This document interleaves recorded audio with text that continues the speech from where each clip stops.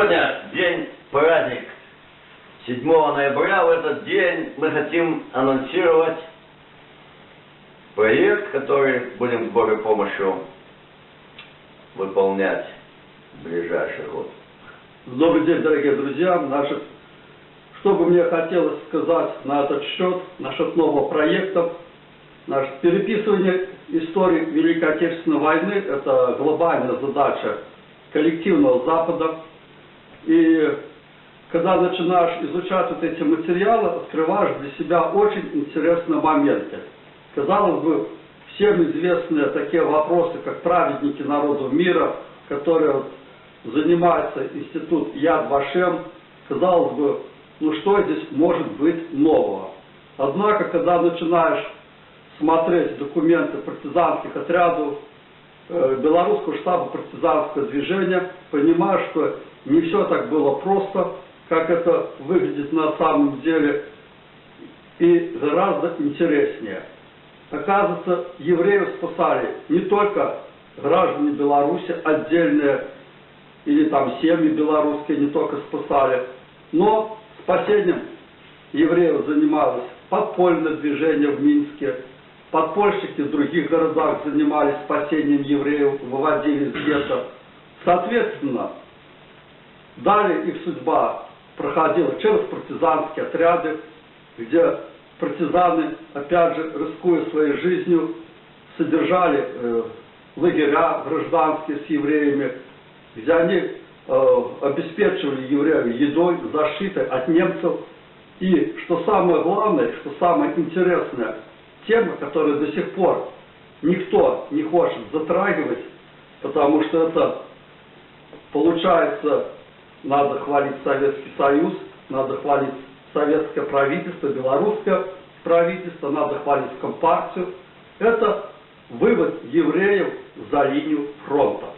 Этим вопросом занимались органы НКВД. Под их руководством были тысячи людей выведены за линию фронта. Партизаны, рискуя своей жизнью, занимались выводом вот этих несчастных людей, спасали их, рискуя жизнью. И почему-то даже уважаемые историки, историца, однажды написала в своей книге: ни партийное руководство, ни советская власть, ни советские органы, ни партийное руководство не занимались спасениями евреев. Вот такой вот цинизм, хотя в своей же книге она потом эту же мысль и опровергла, когда выведенные евреи благодарили Пономаренко за спасенную жизнь. Люди без чести, без совести. Да, и вот теперь возникает вопрос. Если есть страна, которая называется праведником, то почему мы не имеем права называть подпольщиков всех праведниками? Почему мы не имеем права называть партизанские отряды праведниками, которые спасали людей, и, соответственно, наша белорусская власть в лице Пономаренко, которая была и партийное руководство, и советская власть, которая давала команду спасать, и органы НКВД, которые непосредственно руководили выводом вот этих людей. Именно они подбирали людей, способных вывести вот эти колонны еврейского населения за линию фронта. Почему вот все вот эти люди институт Яд Вашем не хочет посчитать праведниками народа мира? Но нас мало вообще интересует, кто что будет за границей считать. Я хочу добавить, Александр Степанович. Значит, действительно, вы упомянули, как само собой понятно, может быть неясно людям, значит, в рамках мифологизации истории, в рамках сионистской мифологии, значит, коллективным праведником вот этот институт Яд Вашем, собственно, никем не коронованный, никем не назначенный. И вообще непонятно, почему должны люди, которые получают зарплату от белорусского государства, например, Институт истории Академии наук, хотя на каком-то общественном форуме они утверждали, что они занимаются историческими исследованиями по зову сердца, но все же полагаю, что они получают зарплату. Почему должны следовать каким-то заказным идеологическим формулярам за границей, вместо того, чтобы пристально изучать собственную историю. Институт Яд Вашем признал коллективным праведником норвежское подполье. Я думаю, не надо быть большим специалистом по истории 20 века, чтобы прикинуть, сколько этих самых евреев той или иной идентификации вообще в Норвегии находилось, и сколько уже из них могло спасти хилое норвежское подполье. И они коллективный праведник. И народ Дании. Все слыхали про короля Дании, который ходил с желтой звездой по улицам. Это бред, это миф. Ну, сегодня все знают, что это миф. Никакой король не ходил ни с какой звездой. Другое дело, что отношение к датчанам, датчане это фольксдойчи, в отличие от белорусов, которые подлежали истреблению на 3/4. Но все слыхали по историю, как датчане вывезли евреев на лодках в Швецию. На самом деле, все, кто мог какого-то еврея посадить в лодку, вывезти в Швецию, очень старались это сделать.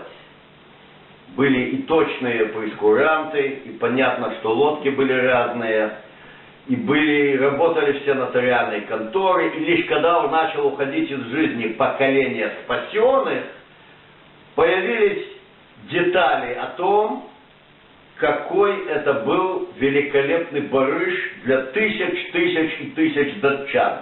Я видел эти материалы, когда они начали появляться в Израиле в начале 90-х годов. А сегодня это можно даже в русском интернете видеть. Так вот, народом праведников должен быть признан народ Беларуси. Кем признан? Прежде всего, правительством Республики Беларусь, самим народом Беларуси сегодня, это скажут как же самих себя? Да нет, не самих себя. Те, кто живут сегодня, товарищи, должны признать народом праведников тех, кто жил на этой земле 80 лет назад. Не было ни одной белорусской вёски, где бы на протяжении страшных лет оккупации не пытались спасти того или другого еврея, спасавшегося от немцев. С разным успехом, очень тяжело было дожить до конца войны. Но все же примерно 30 тысяч евреев были в рядах партизан в республике. Эти цифры называют публикацией Яд Вашем. Каждый из этих евреев, чтобы оказаться в партизанах, должен был получить помощь от нескольких еще белорусских людей. С другой стороны, чтобы сдать немцам, достаточно было одного подонка. Так вот, мы можем себе представить масштабы, скольких не удалось спасти, или сколько людей побывали в тех или иных домах, получили кровь и пищу и продолжили свой путь. А человек, который это делал, ставил под угрозу не свою только личную жизнь, под угрозу жизнь своих маленьких детей. И кто готов пойти из ныне живущих на такой подвиг самопожертвования, на который в Беларуси шли не один, не два, не десятки, не сотни, а сотни и сотни тысяч людей. Поэтому программу «Белорусы. Народ праведников» мы с Александром Степановичем запустим. Он больше по части анализа официальных документов партизанского движения, роли органов советской власти, подполье под оккупацией, роли органов НКВД, командования партизанских отрядов. Я больше в отношении мифологии, с одной стороны, и с другой стороны мы вместе постараемся как можно больше живых историй о спасении, которые не дошли до Яд Вашем, где никто никем никуда не признан, но мы восстановим вот эту историческую правду тут у нас, в Беларуси. Когда мы говорим о прошлом, нужно смотреть на наше настоящее. Значит, тогда нацисты уничтожали. Они не только евреев уничтожали. У них задача была уничтожить всех, просто евреев уничтожали в первую очередь. Это у них просто как вот был пункт номер 1. 30 миллионов к востоку от Буга, да, к концу 42-го года. Потом уничтожили славян и так далее. А давайте посмотрим на сегодня. Сегодня опять та же Европа объединяется, опять начинает нас учить, как нужно жить. У нас появляются учителя, которые говорят, что мы что-то не так делаем. Мы как-то не так относимся. Мы должны ненавидеть Россию, мы должны любить там гомосексуализм, там 32 гендера, и сколько там, я уже не знаю, и так далее. То есть они себя делают святыми сегодня, а нас опять стараются обвинить в чем угодно. И тут же кровавый почерк истребления населения. И что это за учителя? Это учителя, за которыми до сих пор тянется кровь, кровавые лужи. А если мы посмотрим в историю, эти кровавые лужи превращаются в кровавое море, и они нас пытаются учить. Они нас пытаются учить. Вы вдумайтесь. Они больше пытаются заболтать все это дело. Вот наша задача не дать им заболтать Да. все это. Да. Вот, потому что болтунов, действительно, вот таких как Кузнецов, да, Да, разлилось масса. Просто масса. И они болтают без умолку. ну таким же платят. Но люди слушают по померковности то или иное кликушество, как-то не возражают. А мы будем возражать. Итак, наша цель – довести на основании документов, на основании реальных фактов правду о спасении евреев в Беларуси и рассказать, как это было и кто этим делом занимался. На этом, я считаю, мы... Да, анонсировали. Как говорит глава нашего государства, факты на стол.